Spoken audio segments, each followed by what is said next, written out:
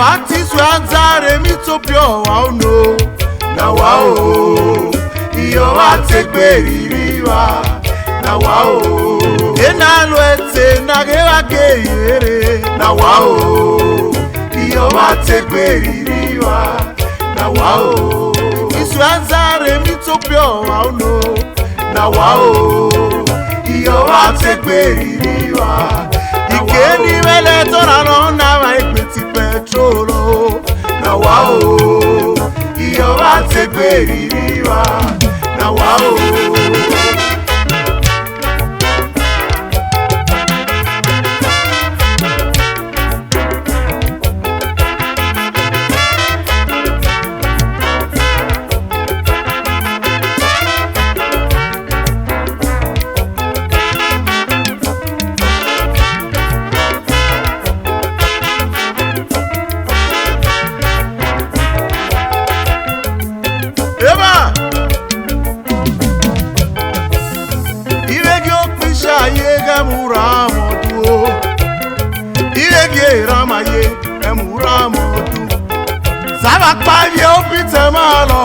Ogado megbegbe omegba nirama ebura modu abi omobe abi omote abi omobe ageye gbogbo mo ugabi omobe oko tun no yo to ugabi omote Okilozobole ugabi omobe yego tun no yo Bello Omote Okilozobole Oghenamye Nirekhegbe ya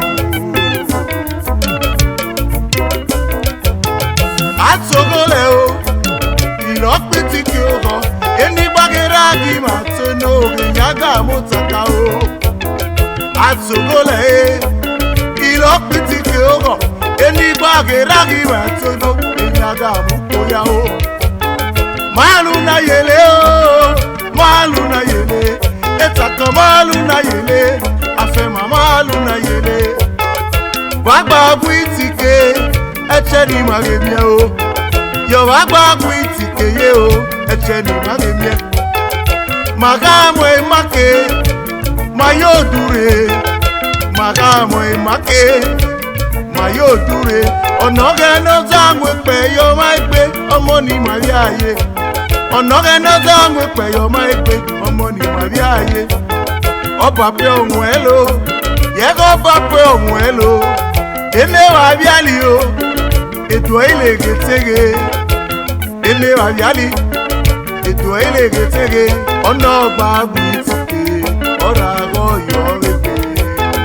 Iyo wa titu atare mitopio Waoo no na Waoo iyo wategberiwa na Waoo Oghenaluetseyamhe nagewageyere na Waoo iyo wategberiwa na Waoo ikeni mele torawa wanu ti petrolo na Waoo iyo wategberiwa na Waoo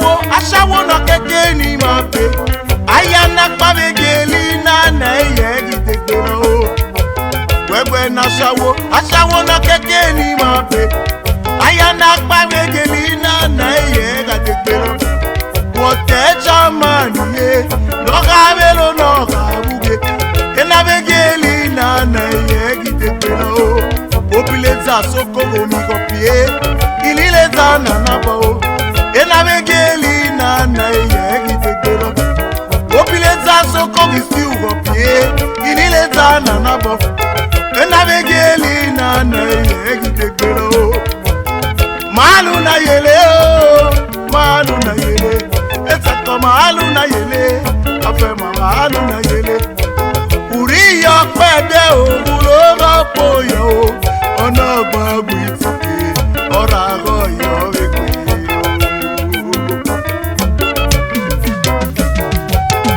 iyo ati so atare mitopio na Waoo, iyo watekweririwa na Waoo.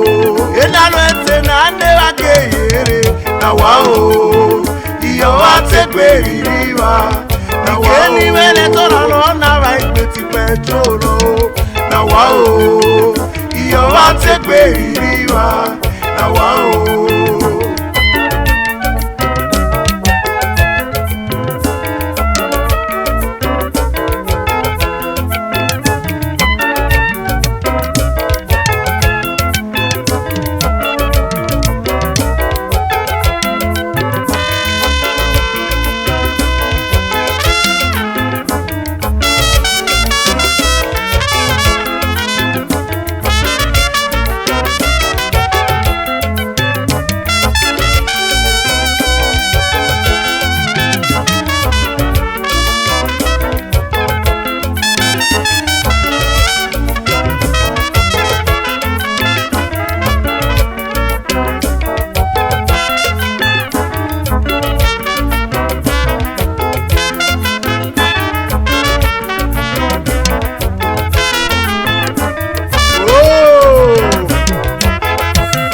Agayuma iye kapiaye, agagbene apiabade.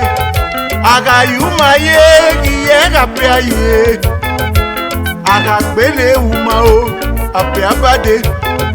Ekpe ngwa piami Okilakhue maura o, Ogeye ya konora ikutolo zage o. Ekpe ngwa piami Okilakhue maura o. Ogeye ya onora ikutolo zage o. Ona gbagbu itike orago yo ekpe. Akwere gaso o, ilore nare. Malu na yele o, malu na yele. Etako malu na yele, afe malu na yele. Oh, malu na yele o, malu na yele. Etako malu na yele, afe malu na yele. Ambi mami egwe, itoge no so me o. Ono gbagbu itike, orago yo ekpe. Iyo wati trata remi to pure no. Na Waoo, iyo watekweririwa na Waoo. Oghenaluetseyamhe na Waoo, iyo watekweririwa na Waoo. Ikhabinagbomhe toralona vaipeti petrolo na Waoo, iyo watekweririwa na Waoo. Eba enigiyana najela so nerari auto. Wagayeya Ikhabinagbomhe vaigbe. Ikiviare najela so nerari auto. Ogachire Ikhabinagbomhe vaigbe. Monura tono yako kusame o. Wagayeya osamigo yo ugialo. Monura tono okusame o. Wagayeya osamigo yo ugialo. Iye kawa o, happy bole yele. Iye politicians voting ala. Iye kawa o, egiwa dule peti. Iye politicians lele ni pegoye. Elimagera mo egba, ama gbe wale. Elimagera mo egba, elimagera mo egba o. Iyo wati swata rebi to pure wa no. Na Waoo, iyo watekweririwa na Waoo. Oghenaluetseyamhe na Waoo, iyo watekweririwa. Ikhabinagbomhe toralona vaipeti petrolo na Waoo, iyo watekweririwa na Waoo. Na Waoo, iyo watekweririwa na Waoo. Na Waoo, iyo watekweririwa na Waoo. Na Waoo, iyo watekweririwa na Waoo.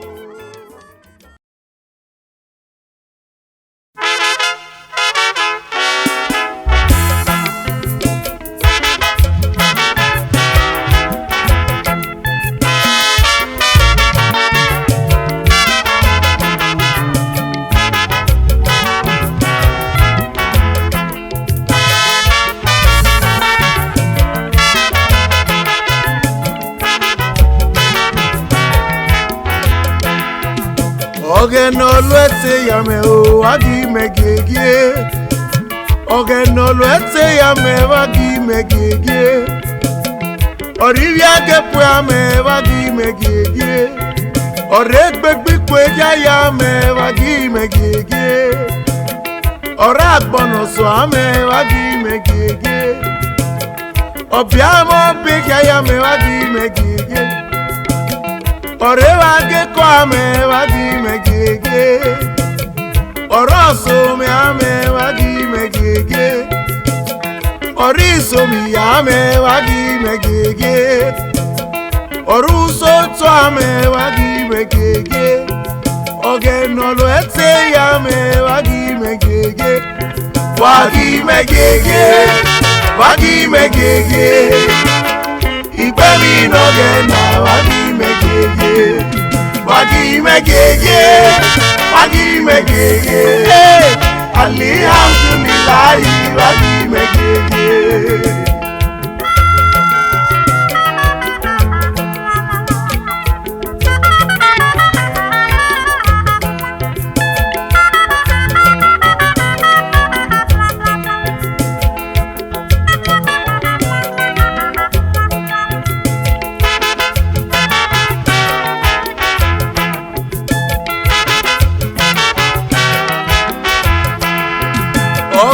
Oghenaluetseyamhe wagi megege.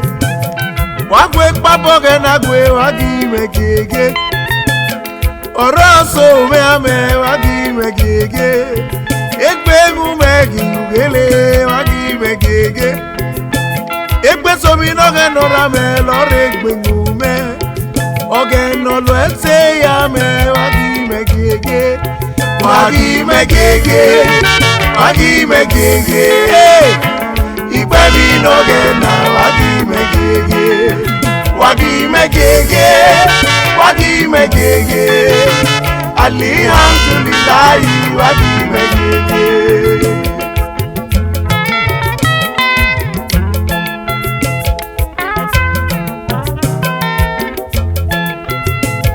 Oghenaluetseyamhe wagi megege.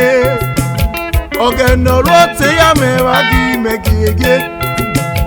Oghenaluetseyamhe wagi megege. Kazoke odere ode ogie. Usomi no shogie me o. Kazoke odeme ode ogie. Oghenaluetseyamhe wagi megege. Obugeyamhe o wagi megege. Oragbonosoamhe wagi megege. Oregbegbikwejamhe wagi megege. Obugenosoyamhe wagi megege. Ewelawelame wagi megege. Oghenaluetseyamhe wagi megege. Wagi megege. Wagi megege. Ikhabinagbomhe wagi megege. Wagi megege. Wagi megege. Alhamdulillah wagi megege.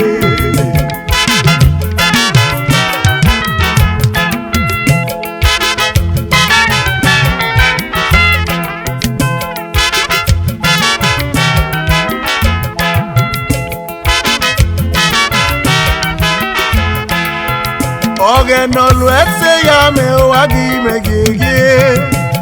Ogatata n'ụlọ ikilike ayo. Oghenaluetseyamhe wagi megege. Ọkụkị n'ụlọ ikilike ayo. Oghenaluetseyamhe wagi megege. Obi Oghena ikilike ayo. Oghenaluetseyamhe kpalo. Ọkụgalụ ekilire ayaye. Oghenaluetseyamhe wagi megege. Wagi megege.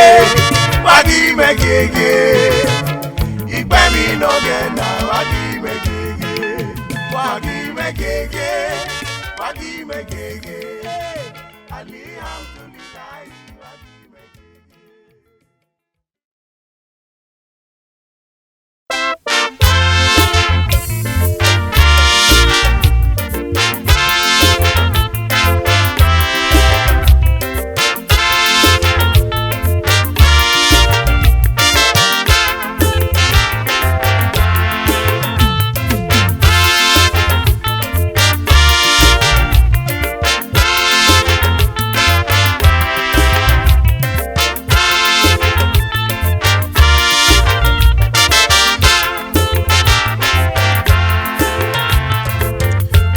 Imhogena Nirekhegbe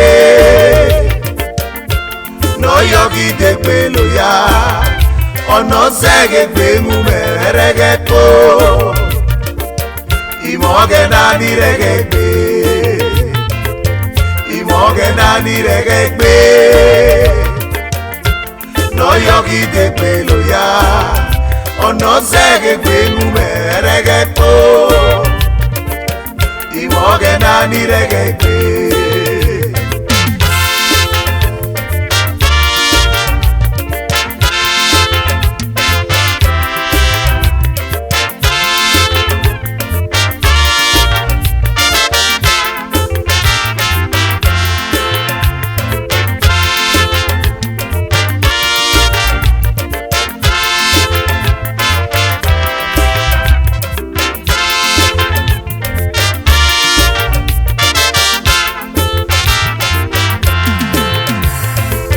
Imhogena Nirekhegbe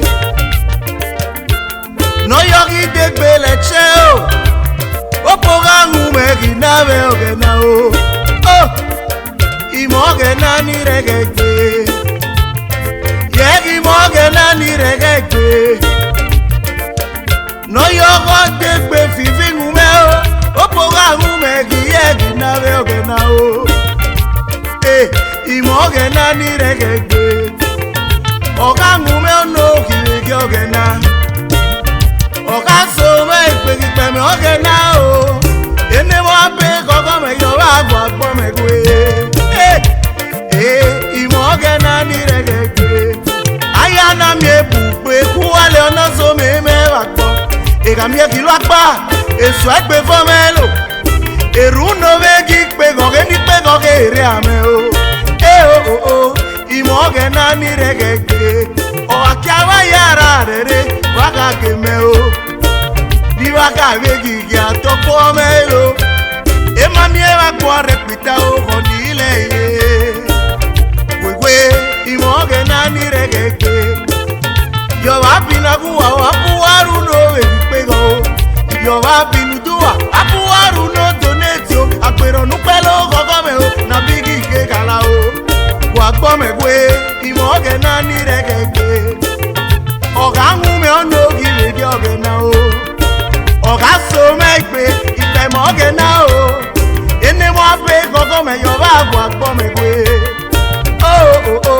Imhogena Nirekhegbe Igela etu isuga ge tukume Isizigero bota kwagero lakonyo Isizeri isuga le iyege zume obo Agbogbome gwe Imhogena Nirekhegbe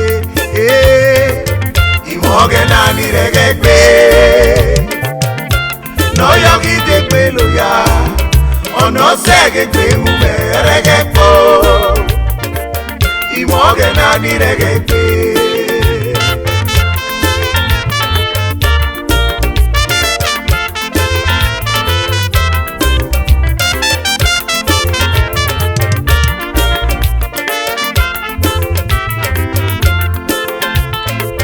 Imhogena Nirekhegbe onogena ogejo ya usori ome o Haija Rashida ye nileye Iyegugu nire ya ogele Yegi Imhogena Nirekhegbe onogena ogejo ya usori ome o Haija Rashida o no yuzaru Rashida gugu nire ya ogele Okpoto no gba mo be Okpoto no mo egbeunwe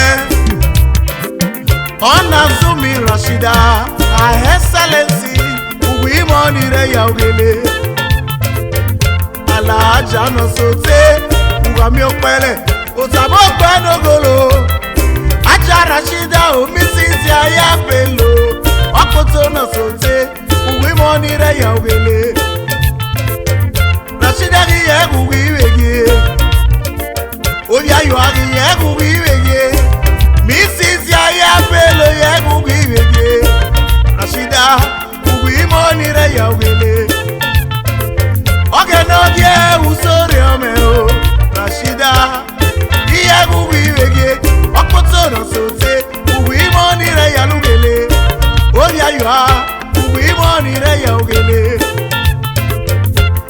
Haija Rashida, oh, most beautiful Rashida, hospitable Rashida.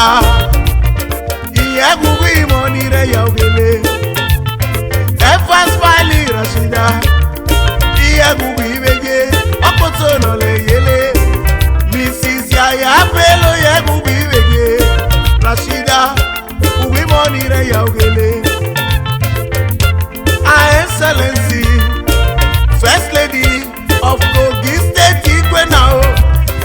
Excellency Mrs. Rashida, Haija Rashida, we money re ya ogele. Imhogena Nirekhegbe, no yogi tekpe loya, ono segegbe ngumeregepo. Imhogena Nirekhegbe, Imhogena Nirekhegbe, no yogi tekpe loya, ono segegbe ngumeregepo. Imhogena Nirekhegbe. Okoto na leya o, orí Alhaji Yaya, Imhodagbe, Alhaji Yaya Imhodagbe o, lórí ayọ̀ o, Alhaji Yaya Uluyamha o, Alhaja Diza Imhodagbe ní ọmọ gbagi ẹ̀kú bí rege, oyógena rumi, uwi Rashida, Haija Diza ogun bí mọ́lé. Yaya Imhodagbe, Lagi Diza Imhodagbe, Alhaji Lagalaja lele yomo e. Iya wagalagbe, iwa money re ya oge. Imhogena Nirekhegbe, no yogi tekpe loya, ono segegbe ngumeregepo. Imhogena Nirekhegbe. Imhogena Nirekhegbe, no yogi tekpe loya.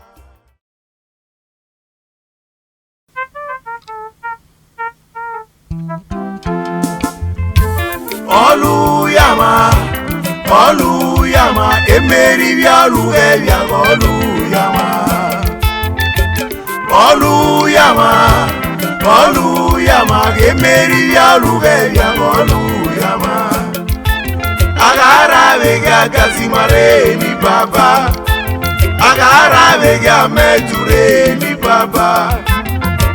Oluyamha, Oluyamha, emeri bialu ebia Oluyamha. Owa magwena o, loko Oshotse, Chief Oshotse no wobe. Owa magwena o, loga gazima o, agati maroro gegbon oge ogbe. Iye to wa magwena, logo gebo of Iviewi Kingdom, ori fuga lo o. Ojo re o nerivia e, okebo nerivia o, ule yele na take kwe fuga e. Ovi kene ovi kpoto, oruge miela ye, kugwege na lo ye di baba. Akazima no ayomo be, emogbo uno, akazima kele na miena o. Chifa medu no repe woyakpo, ulure wo mie o. Akazima kele na miena o. Oluyamha, Oluyamha, emeri bialu ebia Oluyamha. Oluyamha, Oluyamha, emeri bialu ebia Oluyamha. Agara vega gazimare ni baba, agara vega meture ni baba.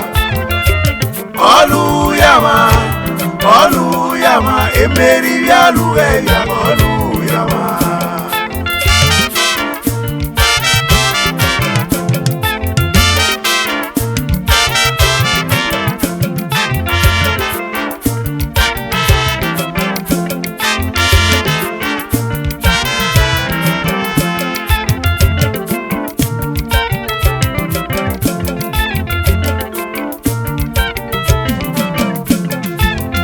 Oya toe kilikwe molona o, Oyato Iligwe Molona Enaloyele Iligwe Molona o Oyanaloye Iligwe Molona Egbegbo ya o Ilagwe Molona Onotera kegwe molobi fuga o Okwime poga Nanologu wiye Ilakegwe ifuga na o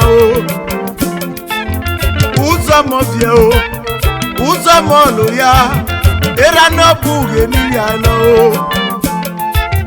Uzo mofie Uzo molo ya Era no buge ni ya no Owa magwe molona Loga medu o Amedu no lete no yakpo Simeon Oshotse Iligwe na o Ojo re o Oge bode rame o Ogiwie gwiye Iye gwi na ifuga o Ilakegwe molona o Ekpe buwe no ye yo Abore yo akpa o Onotera kene teramaye Agati manolete no yakpo Ilakegwe na o Eramato geriana o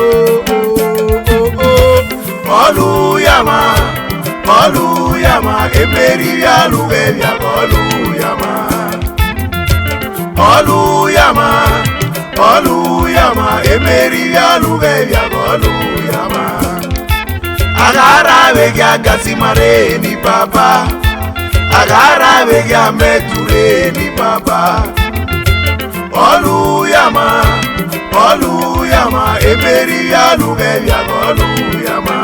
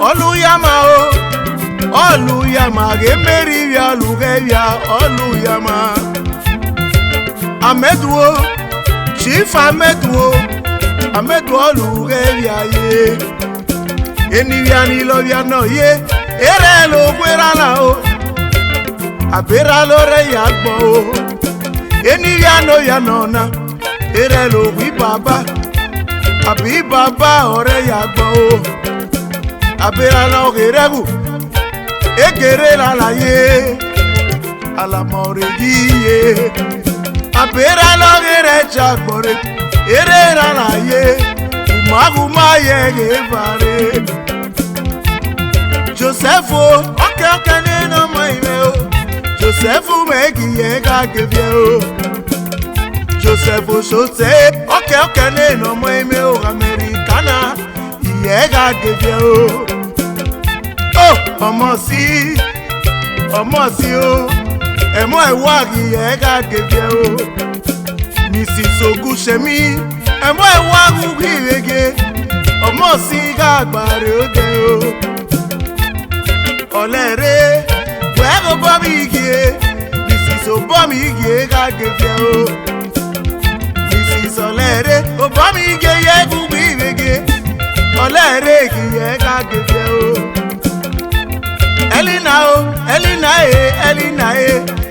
Igezunyagi yega gevye o Mrs. Elina Ero emegbe Elina ekwenye via valore Jacob o Americana Eraso egwe no Oshotse o Jacob Oshotse Eraso eniwege Americana egi yega gevye o Antonio Adomoga o American Agegona o Antonio Adomoga Gagevia o Antonio Oshotse ye Gagevia o Felicia o Oyose Felicia ekwenye bia walore Felicia mogbaime o Oyose Felicia ekiye Gagevia o Aba megelu o Aroga o Aba megelu kiye Gagevia o Aba megelu Aroga igugwirege Aba megelu ye Gagevia o Angela o Obozuwa o Angela ekiye Gagevia o Mrs. Amuda Angela ekiye igugwirege Angela ekiye Gagevia o Vicky o Zenedu Victoria ekwenye bia walore Elekiteme o Nirege Mrs. Zenedu ekwenye bia walore Philippo Apekoye American ekwenye bia walore Oh Okuna teme Philippo American ekwenye bia walore Philippo Oshotse o Ona mekeye Oshotse ekwenye bia walore Felicio Edepo Felix Oshotse okwenye bia walore Felix Oshotse Edepo Rama ime o Felix ekwenye bia walore Patricia o Omogele Oshotse o iye Gagevia o Patricia e Patie no ime o Omogele ekwenye bia walore Josiye Imhogena o Oshotse ekwenye bia walore Imhogena no ime o Josi no ime o Josi megiye Gagevia o Emmanuel o Tomo no ime Oshotse Tomo kwenye bia walore Tomo kwenye bia walore Oshotse ekiye Gagevia o Oluyamha Gemeri Alugelia Oluyamha Gemeri Alugelia Oluyamha Agara vega gasimare ni baba Agara vega meture ni baba Oluyamha Gemeri Alugelia Oluyamha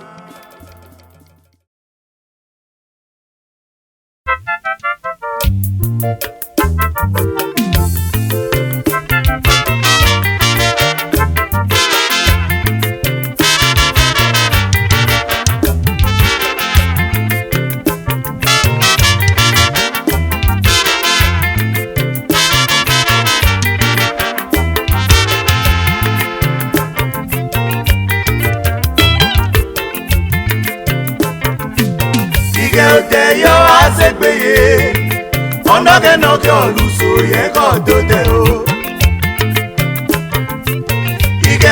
Yo Asegbeye Oghenaluetseyamhe oluso ye kodote o Ikhabinagbomhe o Megwe Oghenaluetseyamhe Oghenaluetseyamhe mo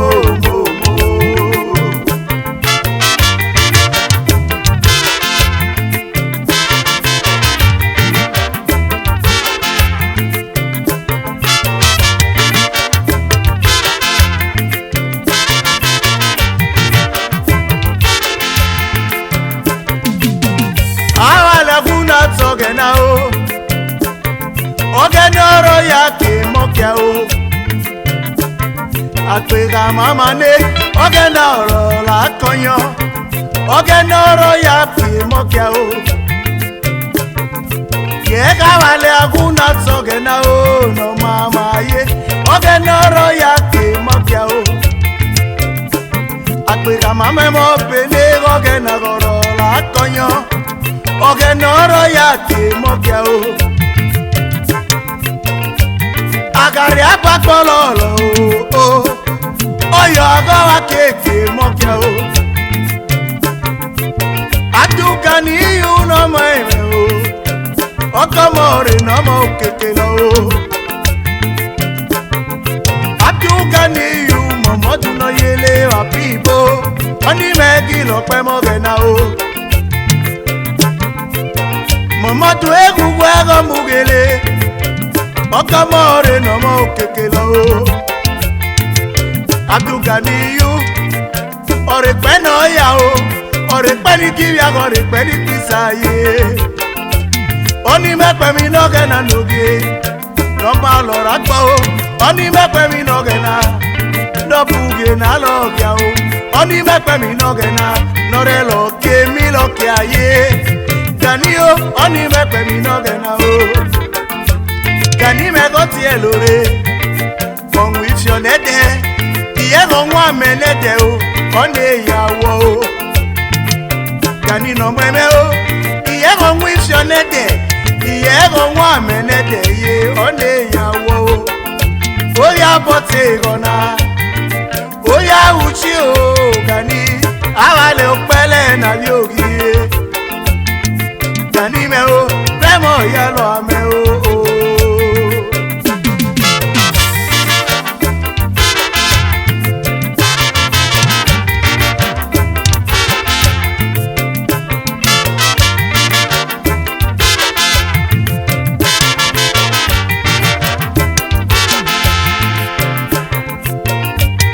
Mamudu kifinu Gani oni mepe mena lo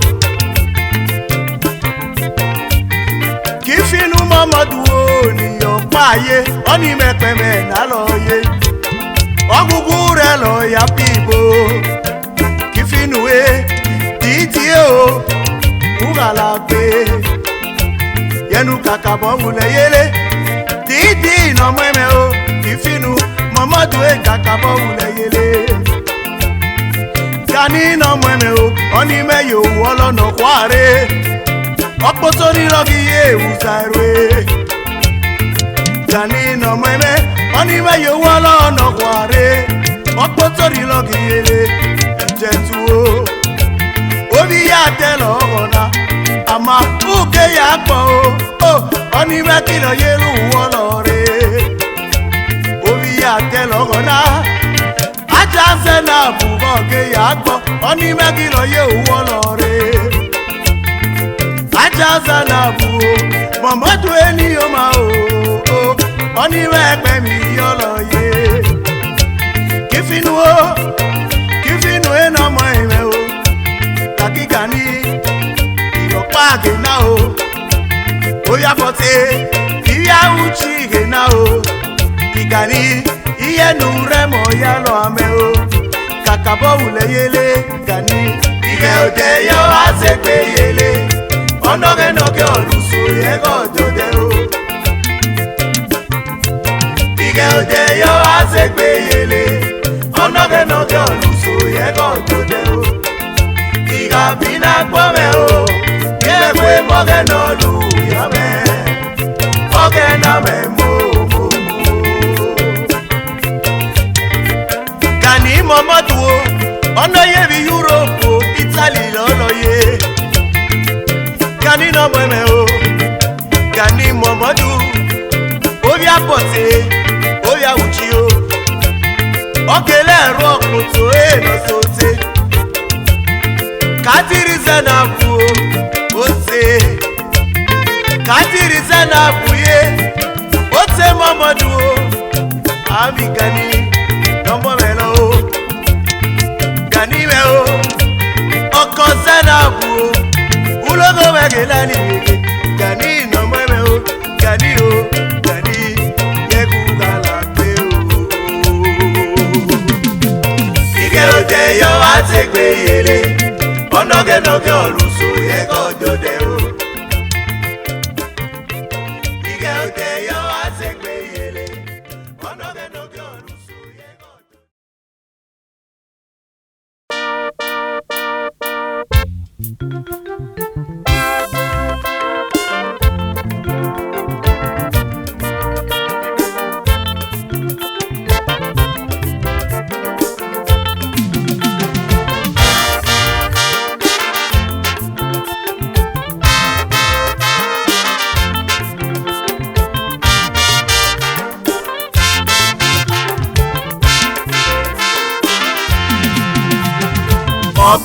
Okilakhue baba Pius Obozuwa o Ibaba Oluyamha akide Okwe Oghegbe no more yele rare Okilakhue baba Pius Obozuwa o Ibaba Oluyamha akide Okwe Oghegbe no more yele rare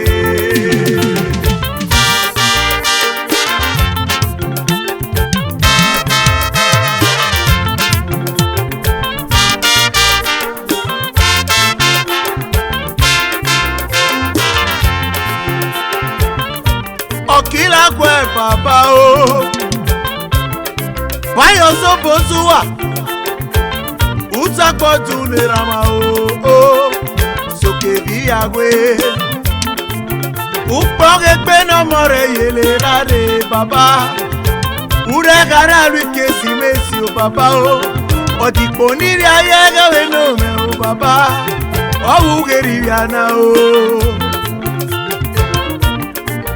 Utakpoju o Pius Obozuwa onera o Papa si wa iye Sokebiagwe Owugeri yana o Iriagege semore Baba uwagenya nudibe o Iriagege mo iye Sokebiagwe Iriarukwe kegege Pius nera ogiye Sokebiagwe Okiledere o Okilakhue baba Pius Obozuwa o Baba Oluyamha akide Okwe Oghegbe no more yele rare Okilakhue baba Pius Obozuwa o Baba Oluyamha akide Okwe Oghegbe no more yele rare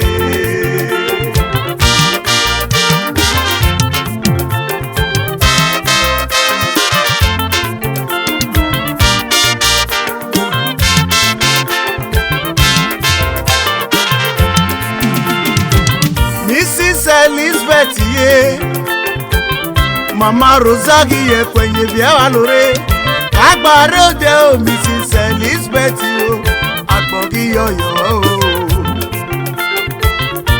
Mrs. Aminatu o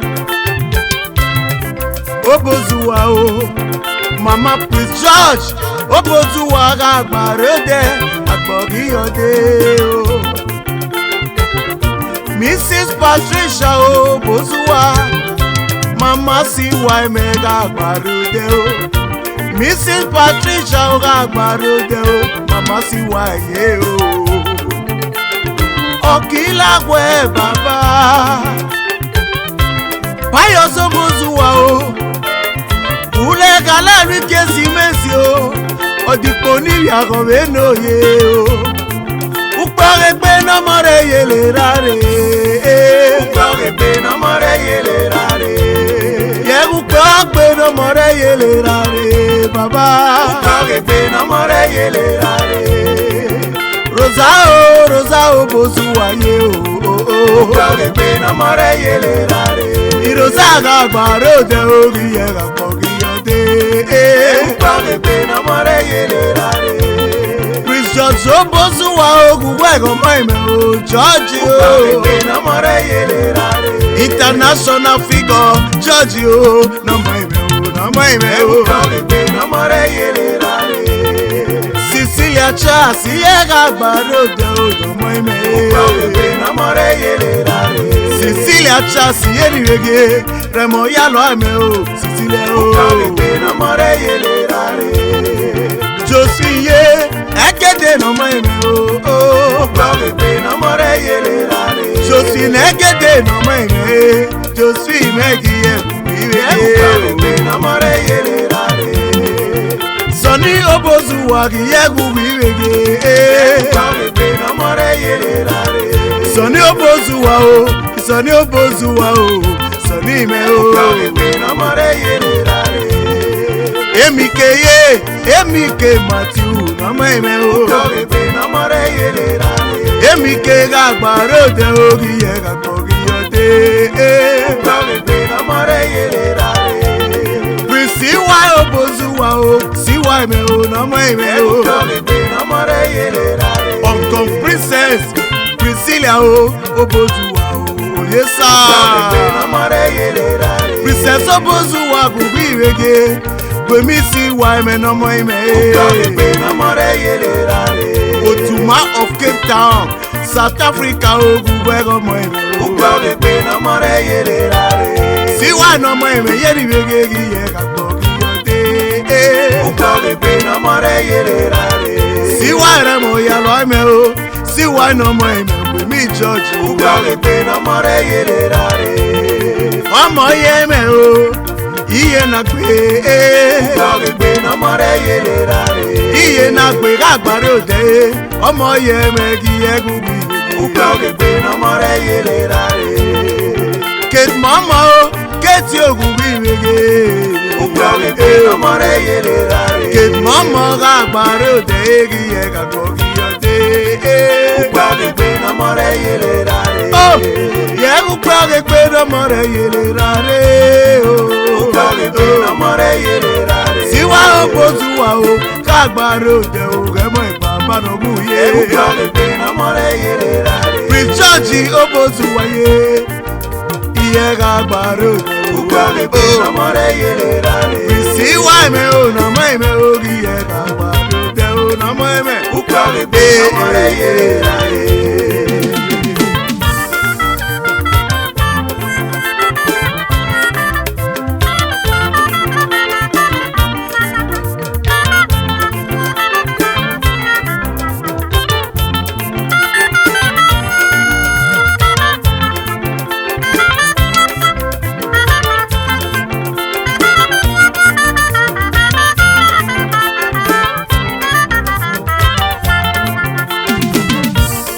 Soni Okiakhue olówó namo eme o Soni Okiakhue gili kele ni mi o obi fugalo o Soni Okiakhue olówó namo eme o Soni Okiakhue no bi fuga o Soni o awugere mana o Oh Sule chagili masayere Ole pe gogele pe Soni Okiakhue ye go yo mago kiaye awugere mana o Olówó ni wege Oh ni ma pe lo pa America o Soni o Soni Okiakhue so bugeye o awugere mana o Chimisi size be oga o Madam Grace o Oluna somi ni yo Soke vie magwe o Chimbosi size be oga o Yega agbare ode o emodo Oluna somi ni mama Madam Grace o wayo mago kiaye Grace ogi egugu ikele ni mie Mrs. Azebioga o Chief Mrs. Grace Azebioga Oluna somiye o Engineer Brian Novi Satibie Brian ọmọ ime o Isu afa o Engineer Brian ọmọ ime Iye soke bie magwe Engineer Brian yo ayo mago kiaye Isu afa o ọmọ ime o Engineer Brian o ọmọ ime o Oh soke bie magwe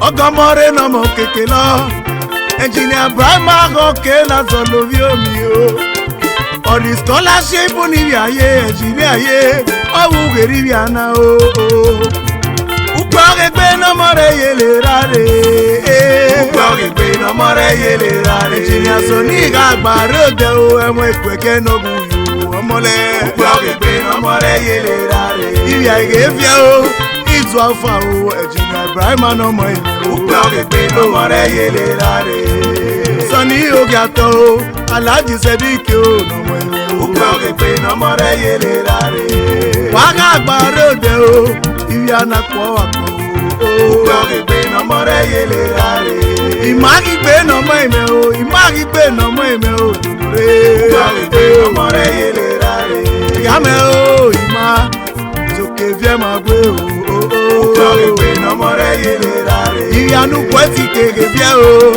Imhogena o Oghenaluetseyamhe no more yele rare Donore o Imhogena o Oghenaluetseyamhe no more yele rare Emmanuel Akigbe Imhogena soke vie magwe Oghenaluetseyamhe no more yele rare Obozuwa o Obozuwa me o nerama Oghenaluetseyamhe no more yele rare Papa siwa Obozuwa o Oghenaluetseyamhe no more yele rare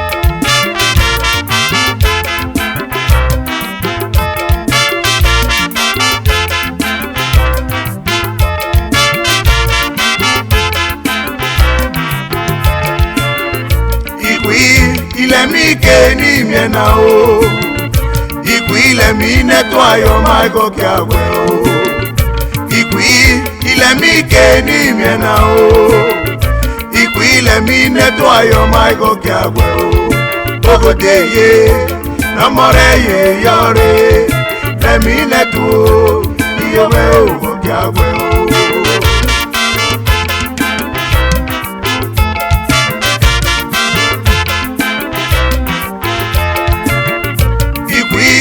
Lemi keni miena o Ikwi lemi neto ayo Mike Okiakhue o Ikwi lemi keni miena o Ikwi lemi neto ayo Mike Okiakhue o Ogodeye no more ye yore Lemi neto iyo me o Okiakhue o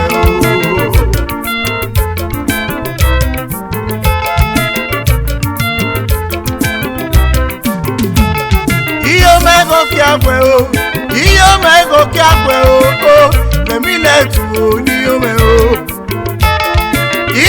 Okiakhue ye Okiakhue o Lemi netu o ni o me o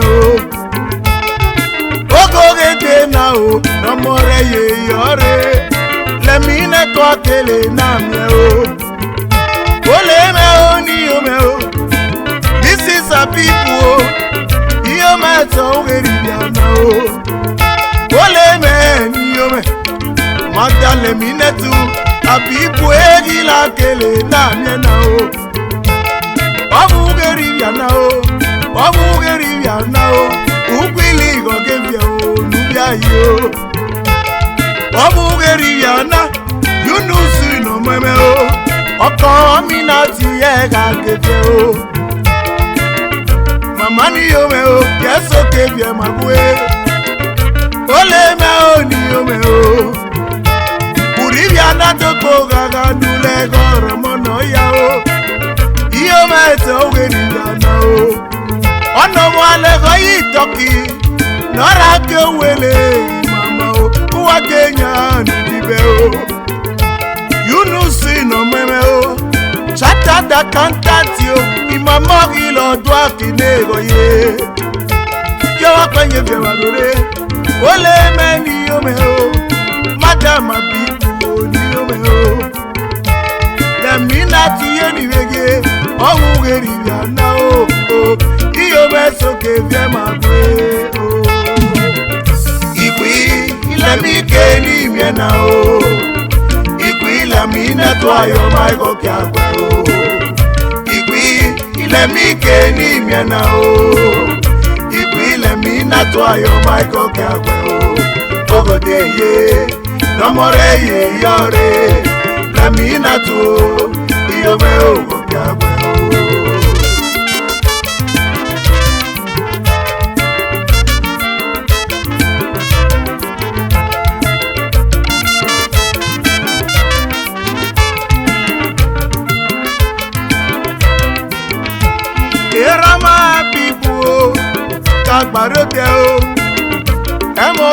nobuye abibu Mamudu osotia no meme o iye ga gbaru do erama o ibi anakwe to kiyere lokula o biola mani ya ne moduregbe yunusi o ubili no meme yunusi ye ga gege o Jeminatu sejeni yo no meme o Jaminatu ye ga gege o Engineer Nurudi oyo no meme apipo ki meme o ga gege o Yanetu Jafaru no meme Yanetu no meme ye ga gege o Engineer Waooo ga gege o Engineer Waooo ye ga gege o Ofo liasu no meme Iliasu no meme ye ga gege o Abdu miminu o iye no meme o miminu iye ga gege o Yusuf o last born ni o ki ye ga gege o Uncle Zekeri Sufianu no meme ono ye South Africa bako Laminato ni o Iome Okiakhue o Laminato Iome Okiakhue o Rashidi o no meme o Wasiru o no meme o Laminato Iome Engineer Rashidi no meme nikele Oyoyo Junior anyway like father like son Iome Okiakhue o Godfrey no meme o aka Oye no meme o Laminato Iome Okiakhue Oye no meme o former manager Presto Hotel no meme o Laminato Iome Okiakhue Oye no meme no ye Turkey Remo ya lo ime o Laminato Iome Okiakhue mi sele bobo Destiny no meme in South Africa Laminato Iome Okiakhue Destiny no meme o Destiny Omo Yunusi o no meme o Laminato Iome Okiakhue Auntie Nana Bubirege Nana Gagbare ode o Nana Laminato Iome Okiakhue Iyegbe Aminati o ga gege o Laminato Iome Okiakhue Aminati o Mrs. Yunus o Kemo yalo aime o Laminato Iome Okiakhue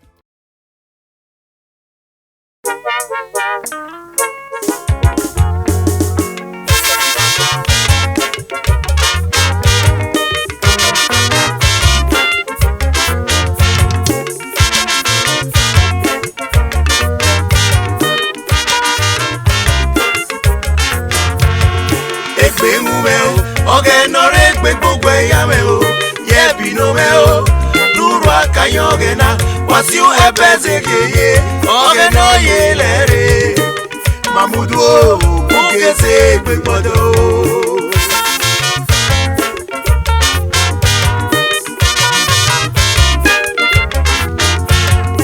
Ekpemume o Oghenaluetseyamhe o yebinome o duru akanya Oghena Wasiru ebezegeye Oghena yelere Mamudu o ugeze gbegbodo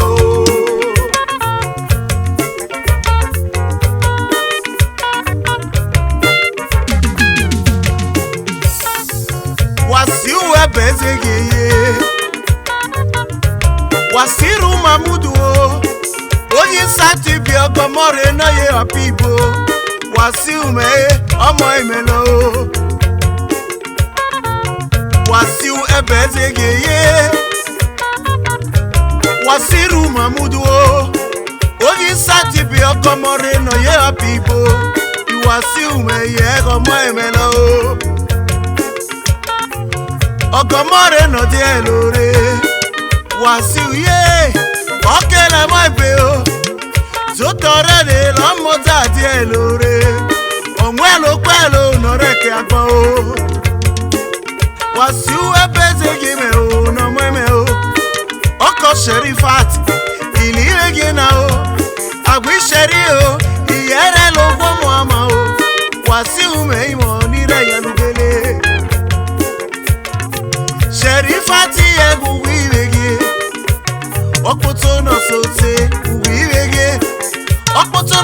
orere iye gubiwege ami Wasiru kilogona o Sherifati o iye gubiwege Mama Purity ilogona o nolevie gbepo muama o gubiwege ami Wasiru gubimoye o Ekpemume o Oghenaluetseyamhe gbogbo eyame o yebinome o nuru akayo Oghena Wasiru ebezegeye Oghenaluetseyamhe Mamudu o ugeze gbegbodo Ekpemume o Oghenaluetseyamhe gbogbo eyame o yebinome o nuru akayo Oghena Wasiru ebezegeye Oghenaluetseyamhe Mamudu o ugeze gbegbodo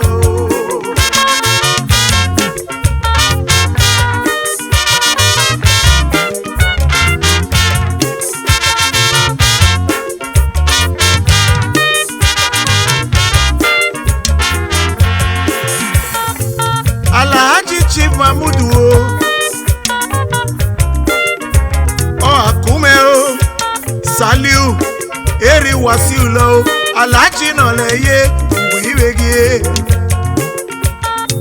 Alhaja Sefia Mamudu o Ogikpoto ilogona o Gomina okpoto na rege na o uwi Wasiru me wiwege Isa o Isaliu Oni Eri Sherifati o Oroi Wasiru iye gubiwege Amekpe mena lo Mrs. Queen o Aliyu ye gubiwege Mama Amyeguge ya akpa o Uwi Sherifati o ye gubiwege Oghenare yopunu egbe Wasiru ye Oni mekpe Nirekhegbe fuelo Wasiru Mamudu O mekpe Nirekhegbe fuelo Gabilo remwisomi Wasi o mekpe miwaye Isroyo Highness ye Obada Nesi Adonoge of Satibie Obada Nesi o mekpe menalo Oguregbe fuelo Chifoyare fwegbe Yusufu Amanesi ye gubiwege La gololi o Acha mere amuye niwege Oyare fwegbe girweye Alaja kogya o Chifa kogya o Alaja kogya Omekpe menalo Alaja kogya o Iye gugalakbe Wasiru moni mekpe meye Alhaji Meshi la gololi lagi honorable Jafaru Brahma Jafaru o lagi Meshi Iwasiru mo mekpe mi waye Alhaji Saliu izu afaye no mo ime o Elastic o onoye Abuja CEO Ela Project iye gubiwege Wasiru ni mekpe mena loye Honorable Ganiyu Awudu la Honorable Ahmed Ulogo Megena niwege kipe miye Ganiyu Awudu la gi Honorable Ahmed o Iwasiru ni mekpe mi wana loye Alhaja Sani o Yerima o no mweme o Afredi o Akoke no mweme Alhaji Isa Anawe oga no mweme o Iwasiru ni mekpe mi wana loye Amedi o Anawe oga o Chimoe Okume no mweme Zuwerati o Shaibu egi egubiwege Iwasiru ni mekpe mena loye Mamudu Jabinu iye gubiwege Udo Oh ole kokuwele Happy iye gubiwege Iwasiru ni mekpe mi wana loye Ekpemume Oghenaluetseyamhe gbogbo eyame o yebinome o nuru akayo Oghena Wasiru ebezegeye Oghenaluetseyamhe Mamudu ugeze gbegbodo Fatayi no mo ime o lagi ojo Igbeva ojo la gomo o Mamudu biwa ewege Iwasi Onirekpe mi wa na loye. Abdulsalam Okilakhue Oshotse Pius Ọmọ Bolivia o Salam Onirekpe me na loye. Iwasi Onirekpe wa obegaye. Ina na pe o James o CEO Jesli Hotels and Suites Oyokpona o Kilogona o Iwasi Onirekpe me na loye. Adasabu Onozavi Tokivare Alo agbo itiye Adasabu nomo ime Ulogo mege na Nirekhegbe Iye kugi Nirekhegbe Adamsi o Iwasi Onirekpe me na lo o Fatayi Onayebi Malaysia o CEO JSL International Iye kugi Nirekhegbe Fatayi Onirekpe me na lo Peter no ime Iwe no ime o Chairman Amagba community Olibini Peter Iye kugi Nirekhegbe Amekpe me na lo Sonny Agase no ime o Sonny no ime o Agase no ime Kwemi Adam Flute Adam si Henry Nirekhegbe Adam Flute no ime o Egbe mume o Oghenaluetseyamhe gbogbo eyame o Yebi no me o Duru akayo Oghena Wasiru ebezigi